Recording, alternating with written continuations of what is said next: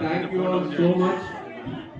ఎంతో కష్టంగా 2 years మనం ఈ సినిమా మీద జర్నీ చేసాము. మీరు ఇచ్చే సపోర్టు, మీరు ఇచ్చే ప్రేమ మాకు ఎంతో ఎంకరేజ్మెంట్. నేను లాస్ట్ కి చెప్పాలి, దద్దా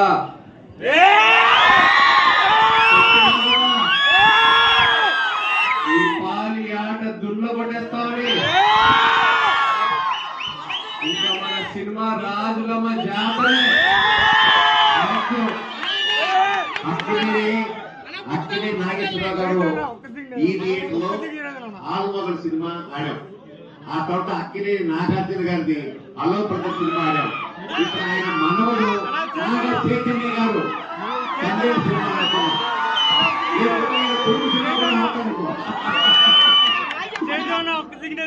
అద్భుతమైనటువంటి ఒక వంశాన్ని చూశారు. అక్కినే నాగేశ్వరరావు వంశం నుంచి నాగ చైతన్య గారు. ఇది మామూలు ఇంటి కాదండి, ఇంకా ఎన్నో పెద్ద ఇంట్లో కొట్టబోతున్నాడు నాగ చైతన్య, నో డౌట్.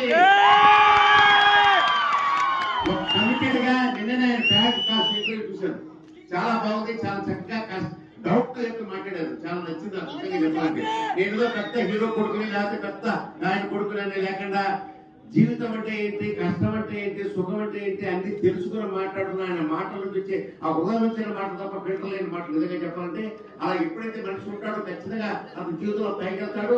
అలా తాతగారిలాగా నాన్నగారిలాగా మంచి పేరు ప్రఖ్యాతి సంపాదించుకుంటాడని చెప్పి నేను మనస్ఫూర్తిగా కోరుకుంటూ ఒక మంచి, నేను మామూలుగా ఇండస్ట్రీలో కూడా వింటుంటాను జనరల్ గాను.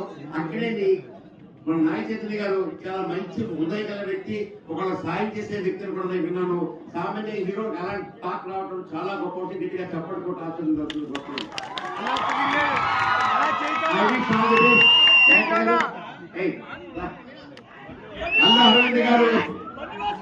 అరవింద్ గారు చేతిలో పట్టాడు నాగచైతన్య, పన్నీ మాసం అనిపించాడు పట్టుకుని.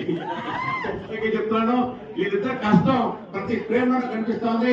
అరవింద్ గారు మంచి స్నేహితులు. ఆయన అడుగుజాడలో పన్నీ మాసంగా నడుస్తూ అద్భుతమైన విషయాలు. ఎందుకంటే మంచి బుర్ర, చక్కగా ఒక కథ ఎలా చూపించాలో రాసి పట్టి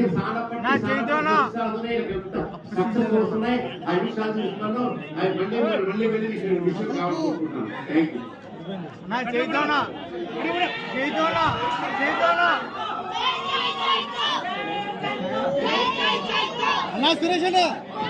సురేష్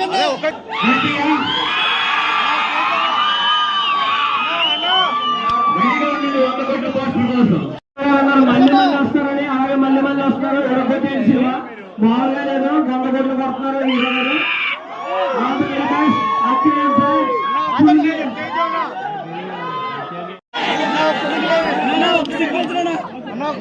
ఒక్క సిగ్నేచర్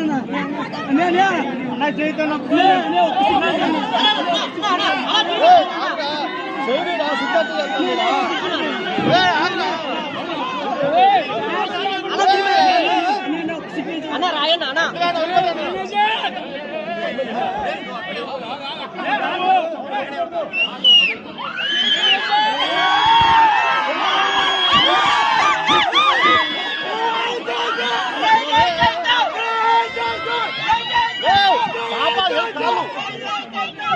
ఇరుగుతుంది పడుతుంది